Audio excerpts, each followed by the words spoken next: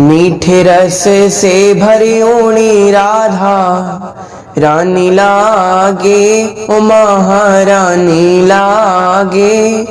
माने खारो खारो जमुना जीरो पानी लागे, कि मीठे रस से भरी ऊणी हो।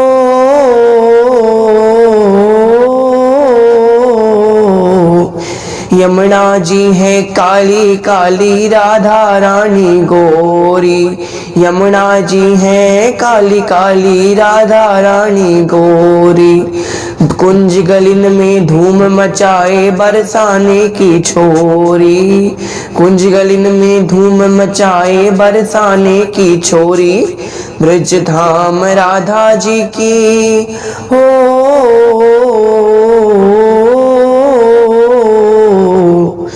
ब्रज धाम राधा जी की रज धानी लागे, महारानी लागे। माने खारो खारो यमुना जीरो पानी लागे, कि माने खारो खारो यमुना जीरो पानी लागे।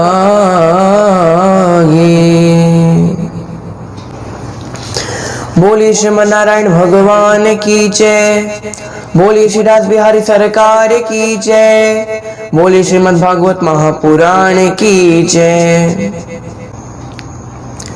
तो भक्तजनों, जिस प्रकार पूर्व सत्र में हमने भगवान के कई सारे लीला चित्रों के बारे में जाना, भगवान ने 3 असुरों का, अरिष्ठासुर, शंखचूड़ और सुदर्शन, इन 3 असुरों का भगवान ने कल उद्धार किया।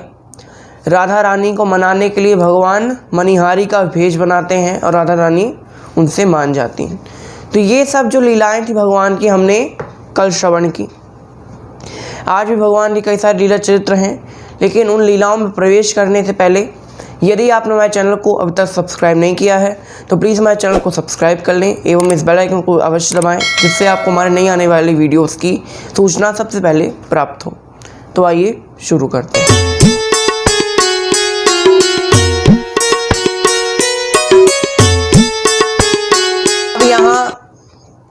जब कंस को पता चलता है कि भाई अरिष्ठासुर जैसे असुर का अंत कर दिया, अब नारद जी कंस के पास जाते हैं। कंस से कहते हैं, कंस, जो नंदराय है ना तुम्हारे ब्रज में, वृंदावन में जो रहता है नंदराय, उसके घर में एक बालक है श्याम वर्ण का, वो यशोदा का नहीं देवकी का पुत्र, वही 8वीं संतान है। और जो रोहिणी का पुत्र है वो बलराम है, वो भी देवकी का ही एक पुत्र है, जिसको रोहिणी माता के गर्भ में संकर्षण कराया गया था। यहाँ कंस तो अब देवकी और वसुदेव को मारने लगता है कि यही अंत, इनका अंत कर देता हूँ। अगर इनका अंत करूँगा तो वो दोनों खुद मेरे पास खींचे खींचे चले आएंगे। नारद जी ने कहा, ऐसा मत करो, ऐसा करोगे तुम्हारी ख्याति पर कलंक लग जाएगा। कंस ने कहा, वैसे ही मेरी कौन सी ख्याति हो रही, अभी इतने सारे मेरे असुर मर गए। नारद जी ने कहा, फिर भी जब घी सीधी उंगली से निकल सकता है तो टेढ़ी क्यों करनी। कहते, इतनी सारी उंगली तो घुसेड़ ली मैंने घी में, अभी भी घी नहीं निकला। नारद जी ने कहा, प्रयास करते रहो, प्रयास करने से सफलता अवश्य मिलती है। अभी तुम्हारे कुछ असुर बाकी हैं, अभी सब नहीं मरे हैं, तुम अचानक से देवकी को अंत करने लगोगे। जब सारे रास्ते बंद हो जाएं फिर तुम अपने रास्ते शुरू करो ना। नारद जी की बात मानता है कंस। अब केशी नाम के एक असुर को, घोड़े के समान दिखने वाला, काला बिल्कुल, इतना भयंकर राक्षस, इसके बड़े बड़े कान, बड़ी बड़ी लाल लाल आँखें, पूरा काला, इतने भयंकर बाल, और इतना विशाल राक्षस, इतनी बड़ी पूंछ और पूरी पीठ एकदम लकड़ी के समान इतनी कड़क। इसके पैर, उसके पैर अगर किसी को पड़ जाए तो वो तो साक्षात भगवान के धाम है, नरक कहीं पे भी चला जाए, मतलब उसको जीवित नहीं रह सकता। ऐसा था वो केशी नाम का राक्षस। एक बार सब लोगों ने, अब यहाँ पर कंस उसको भेजता है राक्षस को। राक्षस कहता है, ठीक है मैं जाता हूँ, आपके काल को मारूंगा, लेकिन आपका काल दिखता कैसा है वैसे तो बताइए। तो नारद जी ने बताया था कि भाई नंदलाल का छोरा है, पीताम्बर पहनता है, मोर मुकुट धारण करता है और हमेशा बंशी को लिए रहता, हमेशा उसके पास बंशी रहती। कंस ने सब बताया कि भाई ऐसा ऐसा दिखता। उसने कहा ठीक। अब यहाँ एक दिन भगवान खेल रहे थे, तभी एक ग्वाल बाल मधुमंगल, उसने भगवान से कहा, कन्हैया ये तेरी जो बंसी है, ये मोर मुकुट है, पीताम्बर है, बड़ा सुंदर लगा करता है। आज तो मुझे देना थोड़ा सा, अपने मुझे खेलना है, तेरे बंसी देखनी कैसी बजती है, कैसा तेरा मोर मुकुट है, वो मुझे आज पहनना है। भगवान ने कहा ठीक है, लेकिन अगर इन मोर मुकुट और बंसी से कुछ हुआ तो फिर मुझसे मत कहना। उसने कहा कि अरे ये छोटे छोटे पदार्थ है, मोर मुकुट बंसी, इससे क्या कुछ होगा।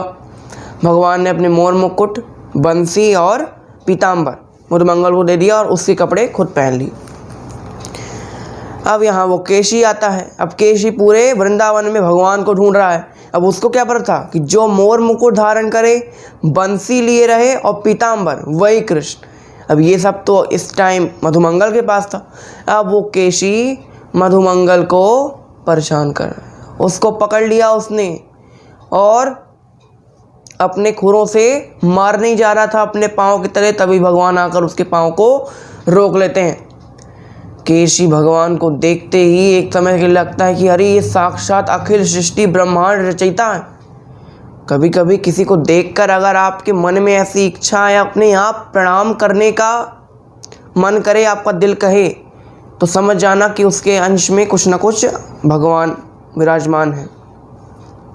यहाँ केशी भी भगवान को देखकर अचंभित हो गया। उसने कहा ये दुर्बल बालक केवल दिखने में भगवान का, कंस का काल लगता है, लेकिन ये वो दुर्बल बालक नहीं हो सकता। काल तो यही हो सकता है जिसने मेरे इतने भयंकर पैरों को पकड़ लिया और उसको रोके हुए। अब केशी भगवान के साथ केशी का युद्ध हुआ। भगवान का बहुत भयंकर युद्ध होता है। केशी कभी पाँव पकड़ के घुमाए फेंक दें, फिर भी केशी नहीं मार रहा था। तो उसके बाल को पकड़ा, उसके कानों को पकड़ा, सब कुछ परेशान कर रहे थे, लेकिन फिर भी वो केशी हार नहीं मान रहा था। तब भगवान ने उस केशी के जबड़ा होता है, ये ऐसे जबड़ा खुलता है, तो एक जबड़े पे अपना पाँव रखा, एक जबड़े में अपने हाथ से उसको पकड़ा, अब दोनों जबड़ों को ऐसे चीरा और अपने हाथ को उसके मुख के अंदर घुसेड़ दिया। उसके मुख के अंदर जैसे कोई सांप का, ऐसे उसके मुख के अंदर कोई सांप घुस गया हो, उसको ऐसा लगा। भगवान ने अब कई समय तक अपने हाथ को उसके अंदर रखा। तो मान लीजिए आप अपनी उंगली को या अपने मुख के अंदर बहुत ज़्यादा देर तक रखेंगे तो आपको उल्टियाँ लगेगी, आपको बहुत अजीब अजीब सा लगता है। तो यहाँ भगवान ने तो पूरा अपना हाथ ही उसके अंदर डाल दिया, उसके मुंह में। तो यहाँ वो राक्षस, उसका दम घुट गया और उसका अंत हो गया। यहाँ भगवान ने केशी नाम के राक्षस का अंत किया। एक बार मायासुर नाम के एक असुर ने कंस को बुलाया। इस बार कंस ने किसी को नहीं बुलाया, खुद असुर ने उसको बुलाया। कहा महाराज आप तो हमको जैसे भूल ही गए हों, कभी हमको याद ही नहीं करते, आइए हमारे महल में कुछ दिन हमको अपने आदर सत्कार का अवसर दीजिए। कंस ने कहा ठीक है। मायासुर भी बहुत मायावी राक्षस था। यहाँ एक दिन मायासुर और कंस अब आखेट खेलने, आखेट यानी शिकार करने के लिए जंगल में जाते हैं। जंगल में जाते हैं तो कंस का मन होता है कि आज हम हिरण का भक्षण करेंगे, हिरण का मांस खाएंगे, लेकिन दुर्भाग्यवश कंस को हिरण की प्राप्ति नहीं होती। अब कंस लौट आता है अपने जो मायासुर के साथ। एक टेंट गाड़ा हुआ था उन्होंने जंगल के बीचों बीच, वहाँ तंबू के पास अपने पहुँच जाता है। अब यहाँ रात बिताता है, रात में भोजन आदि वो लोग करते हैं। अब यहाँ मायासुर कहता है कि महाराज लगता है आपको हमारा अतिथि सत्कार अच्छा नहीं लगा। कंस ने कहा अरे ऐसे किसी बात कर रहे हैं, आपसे ज़्यादा अतिथि सत्कार तो करता ही नहीं है कोई, इतना अच्छा अतिथि सत्कार हमारा और कहीं नहीं हुआ। आपने हमको अपने महल में रहने दिया, अच्छी सुविधा प्रदान की और आखेट खेलने के लिए भी लेकर आए। तो उसने कहा तो फिर आप इतने चिंतित क्यों हैं। कंस ने कहा महाराज हूँ ना, मथुरा है, मथुरा एक शहर था उस समय, माने तो मथुरा एक शहर, मथुरा है तो मथुरा का राज्य है, तो राजपाट में थोड़ा सा चिंतित रहता हूँ। मायासुर ने कहा हाँ सही बात है भाई, राजपाट संभालना कोई बच्चों का खेल तो है नहीं। जैसे उसने कहा बच्चों का खेल, तो कंस को तो भगवान की याद आ गई कि अरे मेरा काल है। यहाँ मायासुर ने कहा क्या हुआ महाराज, आप इतने चिंतित क्यों हैं। कंस ने कहा कुछ नहीं, आज वो हिरण नहीं हाथ लगा ना, इसलिए मैं बहुत चिंतित हूँ। मायासुर ने कहा इतनी सी बात। तभी मायासुर एक सिंह को बुलाता, सिंह से कहता है जाओ उस हिरण को पकड़ के लेकर आओ और आज जो कंस महाराज हैं उस हिरण का ही भक्षण करेंगे, आज उसी का मांस उनको परोसा जाएगा। वो जो हिरण, वो जो शेर था वो उसका पुत्र था व्योमासुर। वो एक राक्षस था, मायावी राक्षस, उड़ने वाला, जो किसी भी जानवर का रूप धर सकता था और उसके अंदर उस जानवर की शक्ति आ जाती थी। लेकिन उसको ऐसा वरदान था कि भले ही वो किसी भी जानवर का रूप धारण करे, लेकिन उसकी मृत्यु केवल उसके असली रूप में ही होगी। तो वो असली रूप वो अपने बहुत कम धारण करता था, हमेशा माया रूपों को ही धारण करता था। जब उसको पूजा करनी होती थी तभी वो असली रूप को धारण करता था। मायासुर का पुत्र था, तो इसका अर्थ ये नहीं कि देवताओं को वो तुच्छ समझता था उतना, लेकिन भगवान की पूजा करता था। लेकिन विष्णु से तो उसकी शत्रुता ही, तो विष्णु की पूजा नहीं करता था, सूर्यदेव की पूजा करता था, शिव जी की पूजा करता था। ज़्यादातर राक्षस शिव जी के पुजारी होते। अब यहाँ पर व्योमासुर ने कहा कि महाराज कंस, आपके लिए और कोई सेवा। कंस ने कहा, मैं चाहता हूँ कि तुम वृंदावन में, मेरा एक काल है, उस बालक का अंत करो। व्योमासुर ने कहा कि अब एक बालक का मुझे अंत करना पड़ेगा, मेरे इतने बुरे दिन आ गए क्या कि मुझे एक छोटे से नन्हे से बालक का अंत करने के लिए भेजा जाएगा। कंस ने कहा, वो सिर्फ दिखने में छोटा है बड़ा खोटा। उसने मेरे बड़े बड़े असुरों का अंत कर दिया, इतने भयानक तुमसे भी विशाल असुरों का उसने अंत कर दिया। लेकिन मुझे लगता है कि तुम उसका अंत करने में सक्षम होगे। व्योमासुर ने कहा, जब मुझसे बड़े बड़े असुरों का अंत कर दिया तो मैं कैसे सक्षम होऊंगा। कंस ने कहा कि किसी के पास बुद्धि थी तो किसी के पास बल नहीं, किसी के पास बल था तो छल नहीं, तो लेकिन मुझे तुम में बल, छल और बुद्धि तीनों दिखाई देते हैं, इसलिए तुम मेरे काल का अंत करो। व्योमासुर ने कहा ठीक। व्योमासुर कंस की आज्ञा लेकर वहाँ से चला जाता है। यहाँ आप वृंदावन में भगवान के जो ग्वाल वाल हैं, राधा रानी हैं, गोपियाँ हैं, वो सब कहते, कन्हैया तेरी बांसुरी सुनते सुनते तो अब हम थोड़े ऊब गए हैं, चलो ना कुछ खेलते हैं। एक गोपी ने कहा, चलो छुपन छुपाई खेलते हैं, लुका छुपी खेलते हैं। राधा ने कहा कि कल ही तो खेला था, बोर हो गए हैं मुझसे, अब रोज़ वही तो खेलते हैं। तो उद्धव जी ने कहा, एक उनके मित्र थे, उन्होंने कहा कि चलो आज भेड़ और चोर वाला खेल खेलते हैं। एक उनके मित्र ने कहा, श्री दामानी ये कैसा खेल होता है। उन्होंने बताया कि देखो, इस भेड़ और चोर वाले खेल में कुछ लोग भेड़ बनते हैं, कुछ लोग भेड़ की रक्षा करने वाले गडरिये बनते हैं। गडरिये जो भेड़ को चराते हैं, और एक चोर बनता है जो सारी भेड़ों को चुराता है। और गडरिये को अपनी भेड़ों की रक्षा करनी पड़ती है उस चोर से। तो आज हम लोग चोर और भेड़ वाला खेल खेलेंगे। सबने कहा ठीक है, चोर और भेड़ वाला खेल खेलते हैं। अब सबने कहा कि भेड़ कौन बनेगा। तो गोपियों ने कहा भेड़ हम बन जाएंगे, राधा रानी ने कहा हम बन जाएंगे, ललिता ने कहा हम बन जाएंगे, विशाखा ने कहा हम बन जाएंगे। अच्छा, कहा कि अच्छा अब भेड़ तो बन गई, अब गडरिया कौन बनेगा। एक ग्वाल बाल ने कहा, अगर राधा भेड़ बनी है तो गडरिया कौन बन सकता है, कन्हैया, जो उसकी दिन भर रक्षा करता है। तो गडरिया कन्हैया को बना देते हैं, बलदाऊ को भी गडरिया बना देते हैं। कुछ गडरिये बने, कुछ लोग भेड़ बन गए। जो ग्वाल बाल थे और गोपियाँ वो अपने हिसाब से बढ़ गए, मान लीजिए 4 ग्वाल तो 4 गोपियाँ, बस इतने ही लोग थे। अब यहाँ सब लोग सोचे कि चोर कौन बनेगा जब हम लोग आपस में बढ़ गए। तभी वो व्योमासुर आता है। व्योमासुर सोचता है कि मैं इनके बीच में से ही सारे ग्वाल बालों को उठा ले जाऊंगा, क्योंकि मुझे पता नहीं कि कौन है उसका काल। कंस का काल मुझे उसने बताया नहीं कि कैसा दिखता है, इसलिए मैं इन सारे ग्वाल बालों को उठा ले जाऊंगा, इनमें से कोई तो होगा, तो आज मैं सबका अंत करूंगा। उसने कहा ठीक। अब उसने मन में विचार किया और उसने एक ग्वाल बाल का रूप बनाया। तभी अचानक से, जैसे भगवान सब सोच रहे थे कि चोर कौन बनेगा, चोर कौन बनेगा, तभी अचानक से पीछे से आ जाता है ग्वाल बन के कि चोर मैं बनूंगा। सबने कहा तुमको तो यहाँ कभी नहीं देखा। उसने कहा कि मैं वहाँ, वो घर है ना, वहाँ मैं अपनी मौसी के यहाँ आया हूँ। राधा रानी का अच्छा, तुम सुखिया चाची के भतीजे हो। उसने कहा हाँ मैं ही हूँ। सबने कहा चलो ठीक है, हमको भी नया मित्र बना के खुशी होगी। अब यहाँ सब लोग खेलने लगते हैं। यहाँ अब सब लोग गडरिये, यानी जो ग्वाल बाल थे, और गोपियाँ भेड़, वो सभी लोग अपने, जो गोपियाँ थी वो भेड़ के रूप में अपने आप चरने चली जाती हैं, यानी घूमते हुए विचरण करने लगती हैं। उनके गडरिये भी उनके साथ साथ चले जाते हैं। अब यहाँ चोर कहता है मैं आ रहा हूँ। अब वो सब ग्वाल वालों को ढूंढ रहा है। तभी उसकी नज़र 2 ग्वाल वालों पर पड़ती है और एक गोपी पर, 2 गोपियाँ और 2 ग्वालों पर। कहता है कि पहले इन चूहों को निपटते हैं, फिर और लोगों की बात करते हैं। तो उसने अब अपना अस्थिर रूप धारण किया और सबको अपनी माया के वश में जकड़ लिया और सबको अपनी गुफा में ले गया और सबको बंद कर दिया। अब यहाँ और ग्वाल बाल थे। अब फिर आया ब्रिज में। अब यहाँ फिर एक गोपी और एक ग्वाल थे। अब उनके पास जाने लगा।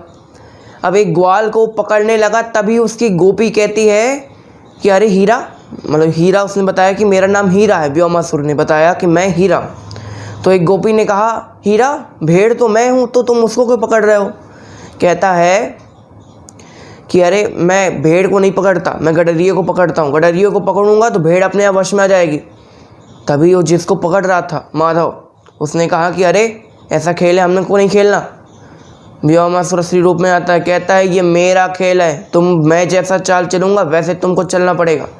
व्योमासुर अपने असली रूप में आता है और दोनों को उठाकर अपनी गुफा में बैठ देता, बंद कर देता। यहाँ अब ये सब दृश्य भगवान देखते हैं, भगवान, राधा रानी और बलदाऊ। अब राधा रानी, बलदाऊ और भगवान सोचते हैं कि क्या करें, ये कौन असुर है जो हमारे मित्रों को ले जा रहा है। राधा भी रोने लगती हैं। तब दाऊ कहते हैं कि देखो, हमें पता नहीं है कि ये कहाँ ले जाता है ग्वाल वालों को, कैसा माया है इसकी, कौन है। तो हम लोग क्या करेंगे कि ये जब हमको अब लेने आएगा तो हम लोग ऐसा दर्शाएंगे कि हमको कुछ पता ही नहीं, हम इसके साथ जाएंगे और फिर उसके सारे भेद को खोलते हुए इसका अंत करेंगे। अब यहाँ वो व्योमासुर फिर आया। अब वो भगवान को ढूंढ रहा था। अब भगवान और बलदाऊ जी और राधा रानी, अब तीनों लोग एक साथ ही थे। यहाँ व्योमासुर ने कहा चलो तीनों एक साथ ही मिल गए, अब तीनों को एक साथ ले जाऊंगा। भगवान ने कहा कहाँ ले जाओगे? कहता है अरे तुम पूछो मत, चलो तो मेरे साथ, मैं अपने घर ले जाता हूँ। कहते कहाँ घर? अब वो व्योमासुर ने अपना असली रूप बनाया तो अब भगवान उसके माया में फंस गए। क्यों फंसे? क्योंकि उनको जानना था कि भाई ये कहाँ ले जाता है। अगर उस दानव को एक भी अंदेशा हो जाता कि ये लोग मेरे बारे में जान गए हैं तो वो क्या करता, उन सारे ग्वाल वालों को मार देता। तभी भगवान ने उसके माया के वश में आ गए और अब चल पड़े उसके साथ। अब यहाँ सबको गुफा में ले गया। अब वो शाम हो गई ये सब काम करने में, खेलते खेलते, और सबको आते ले जाते हुए। भाई समुद्र के पार थी उसकी जो गुफा थी, तो टाइम लग गया। अब शाम हो गई। अब शाम के समय जैसे हमने बताया कि पूजा करता था वो, तो उसने कहा कि संध्या वंदन करके आता हूँ, उसके बाद तुम लोगों को देखता हूँ कि क्या ठिकाने लगाना। अब यहाँ वो जिस गुफा में सबको बंद किए हुआ था, उस गुफा के अंदर उसने पत्थर लगा दिए। अब यहाँ पूजा करने लगा। उसने कहा भगवान, आज तो मैं 8 के 8 बालकों की आपको बलि चढ़ाऊँगा। यहाँ ये सब सोच ही रहा था, तभी भगवान ने उस पत्थर को, और दाऊ ने पत्थर को हटाया गुफा से।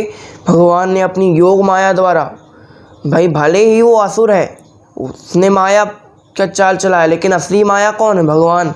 माया को रचने वाले कौन है? भगवान। यहाँ भगवान ने अब अपनी शक्तियों का प्रयोग किया, अपनी योग माया का प्रयोग किया। योग माया के प्रयोग से सारे ग्वाल बाल, राधा रानी, सभी लोग जो माया के वश में आ गए थे उसके, वो सब सब लोग चेतना में आते हैं, चेतना धारण करते हैं। भगवान कहते हैं तुम लोग अब ब्रज जाओ वृंदावन, हम इस राक्षस को ठिकाने लगा कर आते हैं। यहाँ सब ने कहा अरे यहाँ से तो वृंदावन बहुत दूर है, तो कहाँ से जाएंगे, पूरा समुद्र लागना पड़ता है। तभी भगवान ने गरुण जी का ध्यान किया। गरुण जी का ध्यान करते हुए साक्षात वैंतेय गरुण जी वहाँ पर प्रकट हो जाते हैं। गरुण से कहते हैं गरुण आप जाइए, इन सबको वृंदावन छोड़ जाइए। गरुण जी ने कहा जी प्रभु। गरुण जी सबको वृंदावन छोड़ आते। यहाँ जब सबको वृंदावन छोड़ने जा रहे थे, तभी अब व्योमासुर की पूजा समाप्त हुई। व्योमासुर की पूजा समाप्त हुई। अब वो लौट कर आया देखने के लिए क्या हो रहा है, अब क्या करूँ इनका। तो क्या देखता है कि उसकी गुफा में जिसने जो पत्थर लगाए थे वो तो हटा दिए किसी ने। अब यहाँ बड़ा परेशान, ऊपर से उसके एक पत्थर गिरता है। देखता है अरे इस पत्थर को किसने मारा। तभी सामने भगवान और बलराम जी खड़े। उस राक्षस ने कहा कि तुम ही लोग हो, मैं जान गया कि तुम 2 बालक ही हो जिसने सारे राक्षसों की नाक में दम कर रखा है। भगवान ने कहा उनकी नाक है इतनी बदसूरत और तुम्हारी देख लो, इसलिए दम तो करना पड़ता। यहाँ पे राक्षस ने कहा चलो अब मुझसे युद्ध करो। भगवान ने कहा इसलिए तो आए। अब यहाँ राक्षस और भगवान के बीच में युद्ध होता है। अब जैसे मैंने बताया कि वो राक्षस अलग अलग जानवरों का, अलग अलग प्राणियों का रूप धर सकता था। अब वो कभी बंदर बने, कभी चींटी बने, कभी हाथी बने, कभी शेर बने। भगवान ने कहा इस तरह तो हम इसको मार नहीं पाएंगे। तभी भगवान ने, जब वो एक चींटी का रूप धारण किए हुए था, तभी भगवान ने उसके चारों ओर आग लगा दी। आग की लपटें उस पर पड़ी और उस व्योमासुर अपने असली रूप में आया, क्योंकि भाई उसको वरदान था कि जब तक वो असली रूप में नहीं आएगा तब तक उसका अंत नहीं होगा। जब आग की लपटें उस पर पड़ी तब वो अपने असली रूप में आ गया। भाई जब कष्ट होता है तब व्यक्ति अपने असली रूप में आता है। तो व्योमासुर भी अपने असली रूप में आया। असली रूप में आते ही भगवान ने उसका अंत कर दिया। यहाँ कृष्ण और बलराम का एक और पराक्रम समाप्त हुआ। ये सब भागवत जी की कुछ लीलाएं हैं जो भगवान ने की हैं। यहाँ जब भगवान ने व्योमासुर का अंत कर दिया तब कंस ने कहा कि अब तो सारे दरवाजे बंद हो गए, अब तो खुद मुझे उसको बुलाना ही पड़ेगा, अब मैं उसको अपने मथुरा नगरी में ही अंत करूँगा। तब ये सब सोच रहा था। अब उसने सोचा कि भाई मेरे बुलाने से तो वो नहीं आएगा, तो कोई ऐसे व्यक्ति को भेजता हूँ जिसके बुलाने पर एक इशारे में वो आ जाए। उसने सोचा, उसने सबसे पूछा मंत्रियों से कि ऐसा कौन है इसके एक बार के निमंत्रण से वो आ जाए। तब सब मंत्रियों ने कहा कि ऐसा तो केवल अक्रूर है। अक्रूर वसुदेव जी के अच्छे मित्र थे, तो अक्रूर जी को एक पिता के समान मानते हैं और पिता की आज्ञा को कभी वो उल्लंघन नहीं करेंगे। तो अक्रूर जी को भेजो, अक्रूर जी की बात तो ज़रूर मानेंगे, तुम्हारे पास आ जाएंगे। एक मंत्री ने सारी योजना बनाई कि तुम अक्रूर जी को ऐसा ऐसा बढ़िया लालच दो कि मैं तुमको बड़े बड़े गाँव दूंगा, बड़े बड़े महल दूंगा, जिससे वो, भले ही वो भगवान के भक्त हैं लेकिन है थोड़ी सी लोभ अभी वो उनके अंदर भरा हुआ है, तो तुम जब ये लालच दोगे तो वो तुम्हारी बात को ज़रूर मानेंगे। तो अक्रूर जी से कहना कृष्ण और बलराम को ले आए। कृष्ण और बलराम को जब ले आएंगे तब हम अपना कोलिया पीठ नाम का जो हाथी था उसको उनके ऊपर छोड़ देंगे, उससे उनका अंत हो जाएगा। और अगर उससे उनका अंत नहीं हुआ तो हमारे 5 पहलवान कब काम आएंगे, चारूण, मुष्टिक, कुट, छल और कौशल, इनको भेज देंगे। और अगर इनसे नहीं मरे तो फिर हमारे पास कई सारे उपाय हैं, उन सभी से उनका अंत करवा देंगे। अब सब लोग मंत्री ये सब सोचे। अब सब लोग अक्रूर जी को बुलाएं। यहाँ अक्रूर जी को कंस किस प्रकार समझाते हैं, किस प्रकार अक्रूर जी वृंदावन जाते हैं, ब्रज से भगवान को लेकर आते हैं, कंस का भगवान किस प्रकार अंत करते हैं, ये सारी कथाएँ हम कल सुनेंगे। तो आज की कथा को हम यही विराम देते हैं। आज के लिए बस इतना ही। आपको बहुत बहुत धन्यवाद। कमेंट सेक्शन में आप कमेंट करके ज़रूर बताएं कि आपको आज का वीडियो हमारा कैसा लगा। और घर पे रहें, सेफ रहें। जय श्री राधे। श्री भागवत भगवान की है आरती, पापियों को पाप से है तारती। भागवत भगवान की है आरती, पापियों को पाप से है तारती। पापियों को पाप से है तारती।